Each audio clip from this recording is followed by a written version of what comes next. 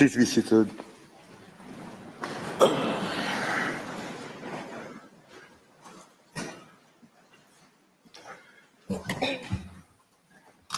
The sitting is open. The court meets today pursuant to Article 67 of the statute to deliver its advisory opinion on the request submitted by the General Assembly of the United Nations on the question of the legal consequences arising from the policies and practices of Israel in the occupied Palestinian territory, including Jerusalem. The questions on which the advisory opinion of the court has been requested are set forth in the resolution 77/247 adopted by the United Nations General Assembly on December 30, 2022. By a letter dated 17 January 2023 and received by the registry on January 19, 2023, the Secretary General of the United Nations officially communicated to the court the decision taken by the General Assembly to submit these questions for an advisory opinion.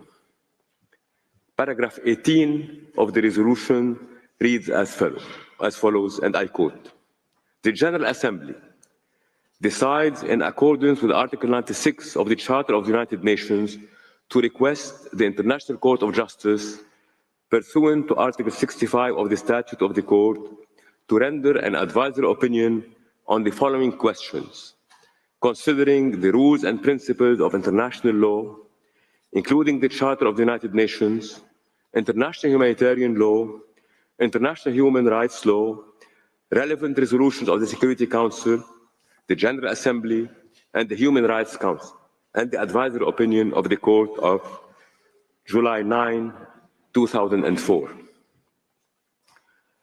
A, what are the legal consequences arising from the ongoing violation by Israel of the right of the Palestinian people to self-determination from its prolonged occupation, settlement, and annexation of the Palestinian territory occupied since 1967, including measures aimed at altering the demographic composition, character, and status of the Holy City of Jerusalem, and from its adoption of related discriminatory legislation and measures.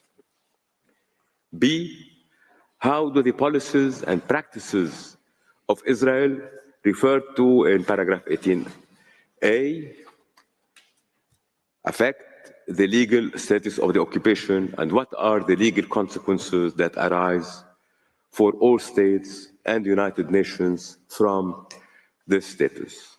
End of quote. In accordance with usual practice, I shall not read out the introductory paragraphs of the opinion, which set out the main elements of the procedural history of the proceedings. I shall also omit or summarize some of the other paragraphs of the opinion. I shall accordingly begin reading the advisory opinion at paragraph 22. The full text of the opinion will, of course, be available at the close of the sitting. When seized with the request for the advisory opinion, the court must first consider whether it has jurisdiction to give the opinion requested, and if so, whether there is any reason why the court should, in the exercise of its discretion, decline to answer the request. The court must satisfy itself in accordance with the requirement of Article 96 of the Charter and Article 65 of the Statute that the question on which it's required to give its opinion is a legal question. In the present proceedings, the General Assembly put two questions to the court. These questions relate first to the legal consequences arising from certain policies and practices of Israel as an occupying power in a situation of belligerent occupation since 1967. Secondly, they relate to how such policies and practices affect the legal status of the occupation in light of certain rules and principles of international law, and to the legal consequences which arise from this status. The court considers that these questions are legal questions. In light of the above, the Court concludes that the request has been made in accordance with the provisions of the Charter and of the Statute of the Court, and therefore that it has jurisdiction to render the requested opinion. The fact that the Court has jurisdiction to give an advisory opinion does not mean that it is obliged to exercise it. However, only compelling reasons may lead the Court to refuse to give its opinion in response to a request falling within its jurisdiction. Some participants in the present proceedings have argued that there are compelling reasons for the Court to decline to give its opinion. As to the argument that the request relates to a dispute between two parties, one of which has not consented to the jurisdiction of the Court considers that the subject matter of the request is not only a bilateral matter between Israel and Palestine, but it is of particular interest and concern to the United Nations, and that giving the opinion requested does not have effect of circumventing the principle of consent to judicial settlement. As to the argument that the Court's opinion would not assist the General Assembly in the performance of its functions, the Court considers that it cannot substitute its own assessment of the need for such an opinion with that of the organ requesting it. As to the argument that the opinion of the Court would have an adverse effect on the negotiation framework, the Court considers that it is a matter of conjecture on which the Court should not speculate. As to the argument that the Court does not have sufficient information to enable it to give an advisory opinion, the Court considers that it has before it sufficient information to decide legal questions in a manner consistent with its judicial function. As to the argument that the questions are formulated in a biased manner, the Court does not consider that the General Assembly intended to restrict the Court's freedom to determine these issues. The Court will ascertain for itself whether Israel's policies and practices are in violation of the applicable rules and principles of international law before determining the legal consequences of any such violation. Having examined each of these arguments in turn, the Court concludes that there are no compelling reasons for it to decline to give the opinion requested by the General Assembly. The Court then recalls the general context of the case before turning to the scope and meaning of the questions posed by the General Assembly. In this regard, the Court notes that the questions define the material, territorial, and temporal scope of the Court's inquiry. With regard to the material scope, questions A identify three types of conduct, which question B describes as policies and practices of Israel. First, the ongoing violation by Israel of the right of the Palestinian people to self-determination. Second, Israel's prolonged occupation, settlement, and annexation of the Palestinian territory occupied since 1967, including measures aimed at altering the demographic composition, character, and status of the holy city of Jerusalem. Third, Israel's adoption of related discriminatory legislation and measures.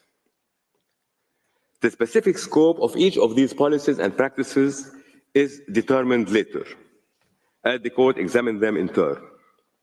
Before turning to that examination, the Court limits itself to observing a feature common to all of them, namely that the terms of question A assume that these policies and practices are contrary to international law. By virtue of its judicial function, however, the Court must itself determine the lawfulness of the policies and practices identified by the General Assembly. In the present case, the Court considers that question A required an assessment of the conformity with international law of those policies and practices of Israel identified in the request. The Court considers that in its request, the General Assembly has not sought from the Court a detailed factual determination of Israel's policies and practices. Therefore, in order to give an advisory opinion in this case, it's not necessary for the Court to make findings of fact with regard to specific incidents allegedly in violation of international law. The Court need only establish the main features of Israel policies and practices, and on that basis, assess the conformity of these policies and practices with international law. In terms of its territorial scope, question A refers to, and I quote, the Palestinian territory occupied since 1967, unquote, which encompasses the West Bank, East Jerusalem, and the Gaza Strip. The Court notes that the various United Nations organs and bodies frequently make specific reference to the different parts of the occupied Palestinian territory. The Court also does so in the present advisory opinion as appropriate. However, the Court recalls that from a legal standpoint, the occupied Palestinian territory constitutes a single territorial unit, the unity, contiguity, and integrity of which is to be preserved and respected. Thus, all references in this opinion to the occupied Palestinian territory are references to a single territorial unit. The Court further observes that the question mentions measures pertaining to the holy city of Jerusalem. The ordinary meaning of this term is ambiguous and may be subject to multiple interpretations, but the context provides useful clarification in the present case. In light of this context, the Court is of view that the question posed by the General Assembly relating to the holy city of Jerusalem is confined to measures taken by Israel in East Jerusalem. In terms of its temporal scope, question A requests the Court to take account of measures adopted by Israel in the occupied Palestinian territory since 1967. However, the Court is not precluded from having regard to facts predating the occupation to the extent that this is necessary for the proper discharge of its judicial function. The Court notes that the request for an advisory opinion was adopted by the General Assembly on December 30, 2022, and asked the Court to address Israel's, I quote, ongoing, or I quote again, continuing policies and practices.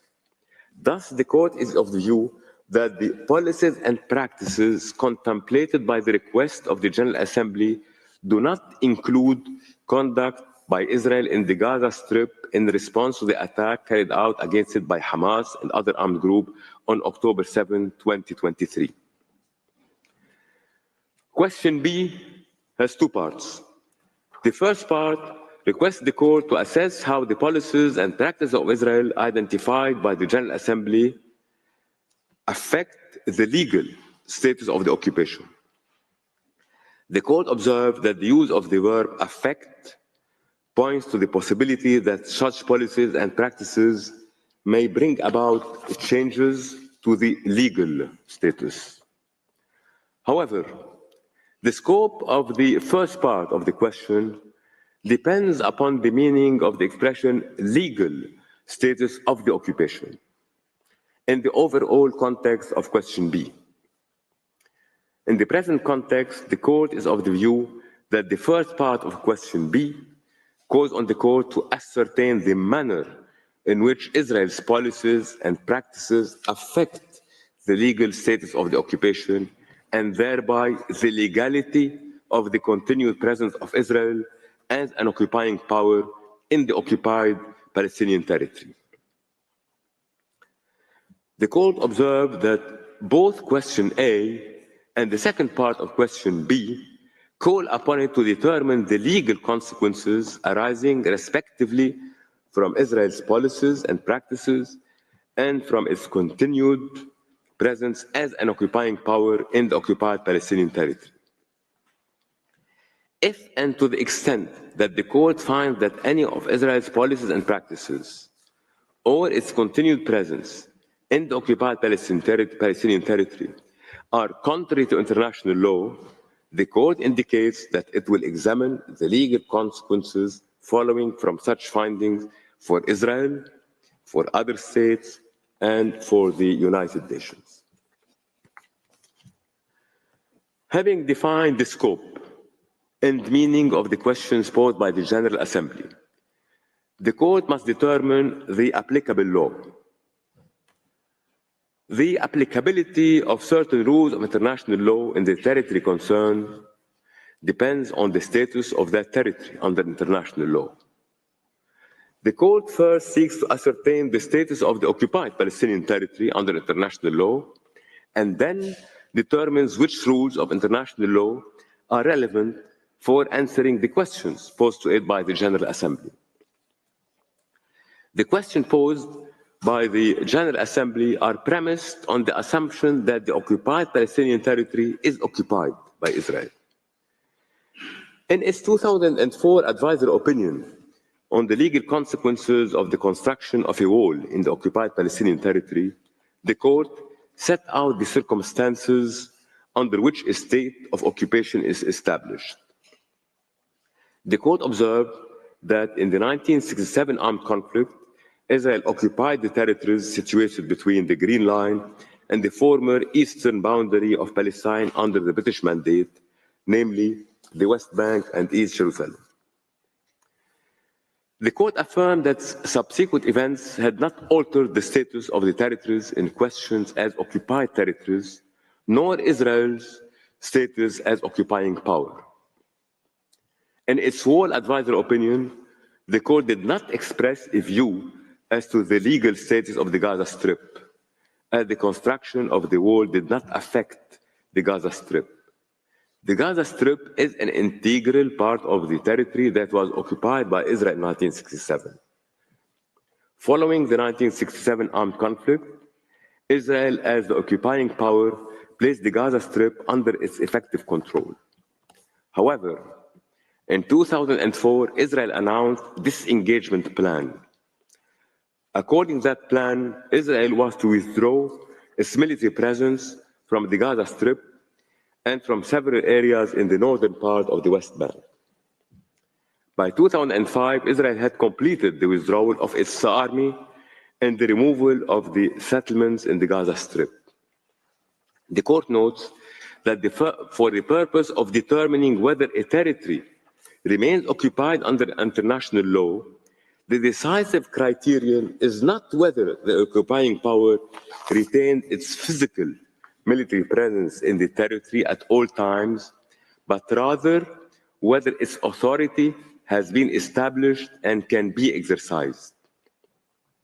Based on the information before the court, it considers that Israel remained capable of exercising and continued to exercise certain key elements of authority over the Gaza Strip, including control of the land, sea, and air borders, restrictions on the movement of people and goods, collection of import and export taxes, and military control over the buffer zone, despite the withdrawal of its military presence in 2005. This is even more so since October 7, 2023. In light of the above, the court is of the view that Israel's withdrawal from the Gaza Strip has not entirely released it of its obligations under the law of occupation. Israel's obligations have remained commensurate with the degree of its effective control over the Gaza Strip. The court then turned to the rules and principles that are relevant for answering the questions put to it. These include the prohibition of the acquisition of territory by threat or use of force, and the right of people to self-determination, which are enshrined in the Charter of the United Nations and also form part of customary international law. Further, international humanitarian law is of particular relevance. Israel's powers and duties in the occupied Palestinian territory are governed by the Geneva Convention relative to the protection of civilian persons in time of war of August 12, 1949, to which I shall refer as the Fourth Geneva Convention, which is applicable in the occupied Palestinian territory, and by customary international law. Pursuant to Article 154 of the Fourth Geneva Convention, that convention is supplementary to the rules contained in sections 2 and 3 of the Hague Regulations respecting the laws and customs of war and on land annexed to that convention. As the Court has observed in its jurisprudence, the Hague Regulations have become part of customary international law, and they are thus binding on Israel. As regards international human rights law, the Court observed that Israel is party to several legal instruments containing human rights obligations, including the International Convention on the Elimination of All Forms of Racial Discrimination of 21 December 1965, to which I shall refer to as CERD, the International Covenant on Economic, Social, and Cultural Rights of 16 December 1966, to which I shall refer to as the ICESCR, and the International Covenant on Civil and Political Rights of 19 December 1966, to which I refer to as ICCPR. The Court recalls that international human rights instruments are applicable in respects to acts done by a state in the exercise of its jurisdiction outside its own territory, particularly in occupied territories. The Court further recalls that the protection offered by human rights conventions does not cease in the case of armed conflict or of occupation. Some rights may be exclusively matters of international humanitarian law, others may be exclusively matters of human rights law, yet others may concern both these branches of international law. Referring to its whole advisory opinion, the Court observes that Israel remains bound by the ICCPR and the ICESCR in respect of its conduct with regard to the occupied Palestinian territory. In relation to CERD, the Court knows that the Convention contains no provision expressly restricting its territorial application. On the contrary, several of its provisions impose obligations on state parties that are applicable in territories under their jurisdiction or in relation to individuals within their jurisdiction. This indicates that CERD is also applicable to conduct of a state party which has effects beyond its territory.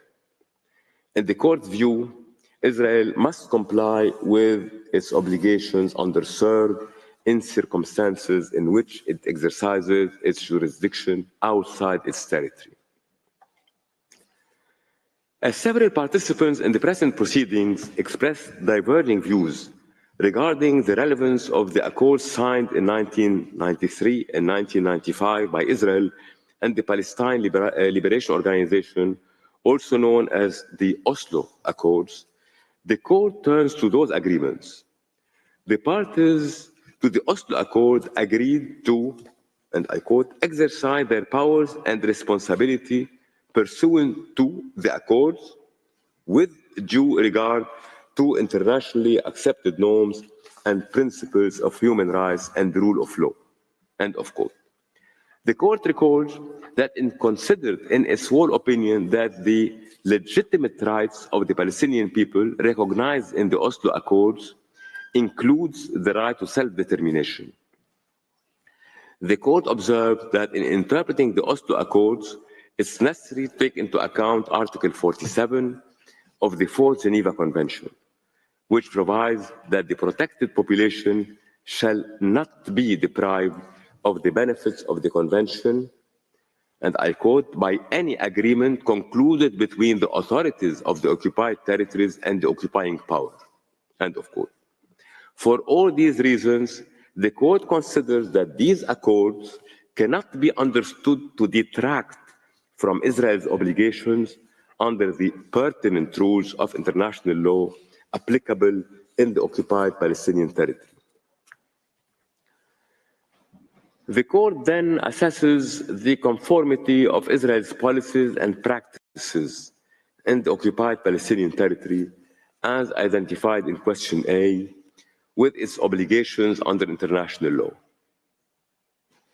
In particular, the court's analysis examines in turn the question of the prolonged occupation, Israel's policy of settlement, the annexation of the Palestinian territory occupied since 1967, and its adoption of related legislation and measures that are allegedly discriminatory. The court appraises whether, and if so, how Israel's policies and practices affect the right of the Palestinian people to self-determination after those other questions have been considered.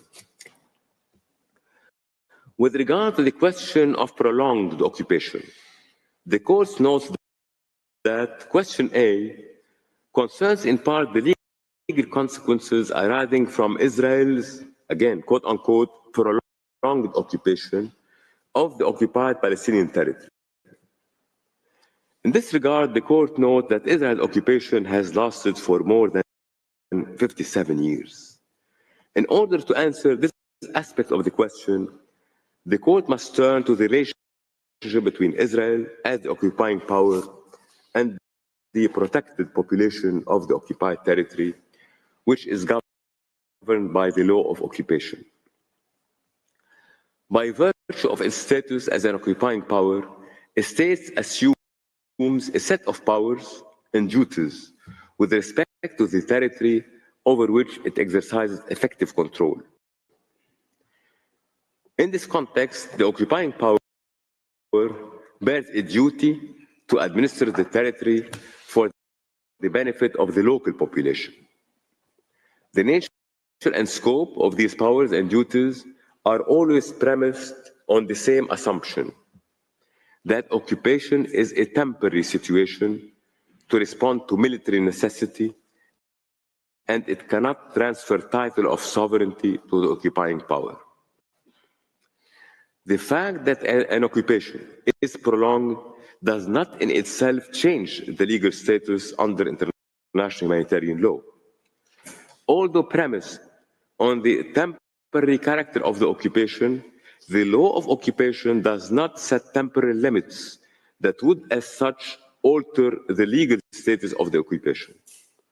Instead, the legality of the occupying power's presence in the occupied territory must be assessed in light of other rules. In particular, occupations consist of the exercise by a state of effective control in foreign territory.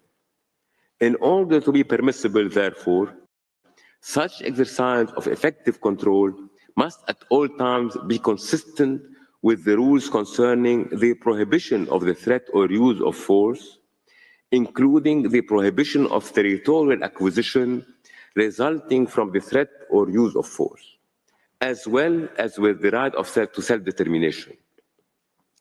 Therefore, the fact that an occupation is prolonged may have a bearing on the justification under international law of the occupying power's continued presence in the occupied territory.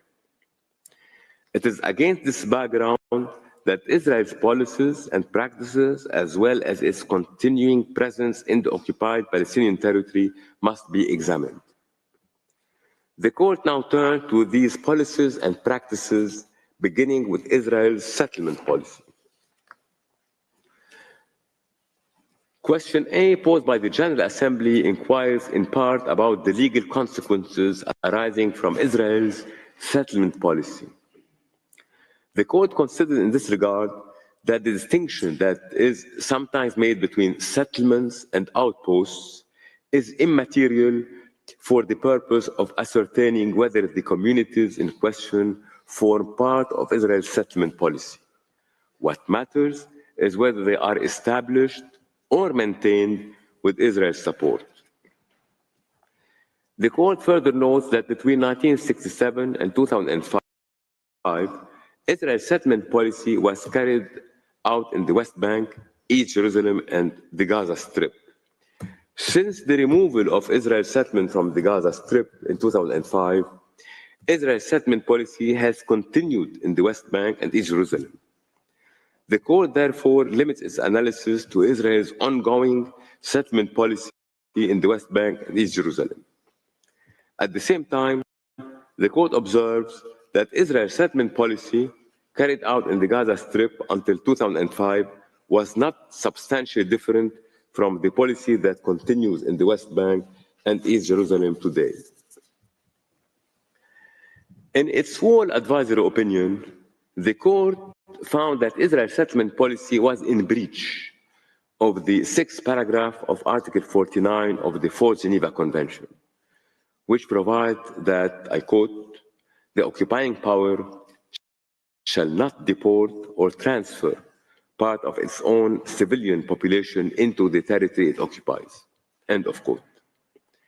In the court's view, there is nothing in the terms or the context of the provision or in the object and purpose of the drafting history of the 4th Geneva Convention to suggest that that provision prohibits only the forcible transfer of part of the occupying power's civilian population into the occupied territory. In the present case, there is extensive evidence of Israel's policy of providing incentives for the relocation of Israeli individuals and businesses into the West Bank, as well as for its industrial and agricultural development by settlers.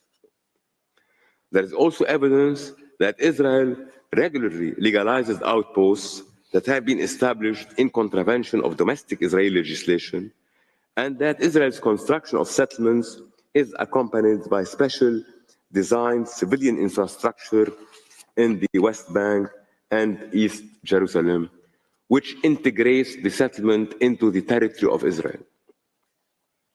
In light of the above, the court considers that the transfer by Israel of settlers to the West Bank and East Jerusalem, as well as Israel's maintenance of their presence, is contrary to Article 49 of the 4th Geneva Convention.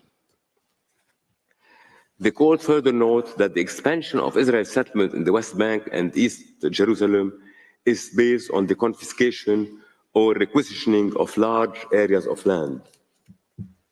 Observing that in the present case, the public property confiscated or requisitioned for the development of Israeli settlements benefits the civilian population of settlers to the detriment of the local Palestinian population, the court concludes that Israel's land policies are not in conformity with Articles 46, 52, and 55 of the Hague Regulations. The court next turned to the question of the exploitation of natural resources. It recalled that under the principle of customary international law contained in Article 55 of the Hague Regulations, the occupying power shall be regarded only as administrator and usufructuary of natural resources in the occupied territory, including but not limited to forest and agricultural estates, and it shall safeguard the capital of these resources. Therefore, the use by the occupying power of natural resources must not exceed what is necessary for the purposes of the occupation. In this connection, the court observed that the occupying power had the continuing duty to ensure that the local population has an adequate supply of foodstuffs, including water. Moreover, the use of natural resources in the occupied territory must be sustainable and it must avoid environmental harm. On the basis of the evidence before it, the court considers that Israel's use of the natural resources in the occupied Palestinian territory is inconsistent with its obligations under international law. By diverting a large share of the natural resources to its own population, including settlers, Israel is in breach of its obligation to act as an administrator or usufructuary. The court further considers that by severely restricting the access of Palestinian population to water that is available in the occupied Palestinian territory, Israel acts inconsistently with its obligation to ensure the availability of water in sufficient quantity and quality. In light of its analysis, the court also concludes that Israel's policy of exploitation of natural resources in the occupied Palestinian territory is inconsistent with its obligation to respect the Palestinian people's right to permanent sovereignty over natural resources. Turning next to the question of the extension of Israeli law to the occupied Palestinian territory, the court recalled that under Article 43 of the Hague Regulations, the occupying power must in principle respect the law in force in the occupied territory unless absolutely prevented from doing so. In principle, then, the law of occupation does not deprive the local populations, civilian institutions, and the occupied territory of the regulatory authority that they may have. Rather, it invests the occupying power a set of regulatory power on an exceptional basis and on specific enumerated grounds.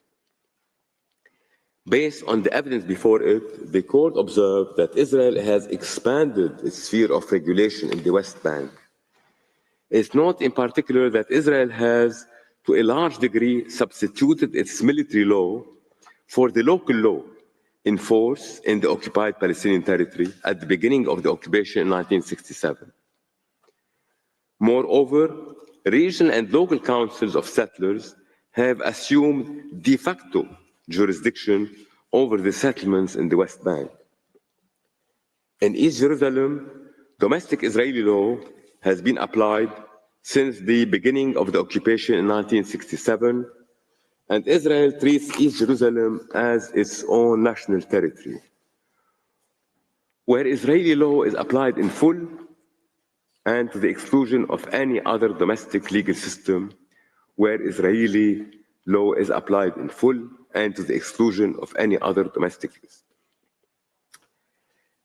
In the present case, the court is not convinced that the extension of Israel's law to the West Bank and East Jerusalem is justified under any of the grounds laid down in the second paragraph of Article 64 of the Fourth Geneva Convention.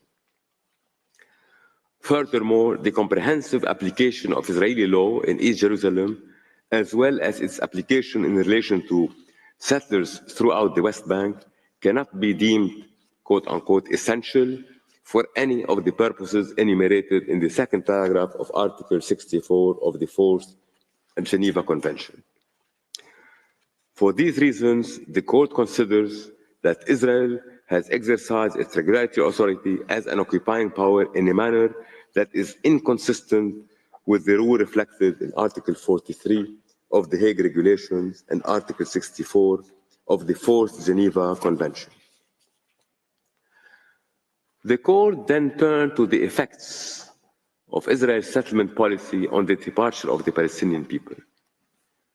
The court observed that the large-scale confiscation of land and the deprivation of access to natural resources divest the local population of their basic means of subsistence, thus inducing their departure. Furthermore, a series of measures taken by Israeli military forces has exacerbated the pressure on the Palestinian population to leave parts of the occupied Palestinian territory against their will. The court recalls that under the first paragraph of Article 49 of the Fourth Geneva Convention, I quote, individual or mass forcible transfers, as well as deportations of protected persons from occupying territory to the territory of the occupying power or to that of any other country, occupied or not, are prohibited regardless of their motive. End of quote. In this regard, the court considered that transfer may be forcible and thus prohibited under Article 49, paragraph 1, not only when it is achieved through the use of physical force, but also when the people concerned have no choice but to leave. Further, the court notes that to be permissible, evacuations are conceived as a temporary measures to be reversed as soon as the imperative military reasons subside. By contrast, evacuations of a permanent or indefinite character breach the prohibition of forcible transfer and therefore are not covered by the exception set out in the second paragraph of Article 49. The court considers that Israel's policies and practices, including its forcible evictions, extensive house demolitions, and restrictions on residence and movement, often leave little choice to members of the Palestinian population living in Area C, but to leave their area of residence. The nature of Israel's acts, including the fact that Israel frequently confiscates land following the demolition of Palestinian property for reallocation to Israeli settlements, indicates that its measures are not temporary in character and therefore cannot be considered as permissible evacuations under the Fourth Geneva Convention. In the court view, Israel's policies and practices are contrary to the prohibition of forcible transfer of the protected population under Article 49, paragraph 1 of the Fourth Geneva Convention. The court further notes that Israel's settlement policy has given rise to violence by settlers and security forces against Palestinians.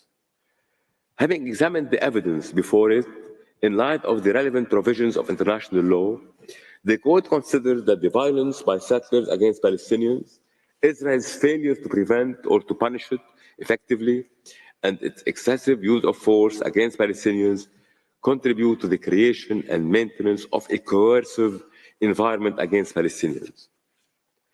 In the present case, on the basis of the evidence before it, the court is of the view that Israel's systematic failure to prevent or to punish attacks by settlers against the life or bodily integrity of Palestinians, as well as Israel's excessive use of force against Palestinians,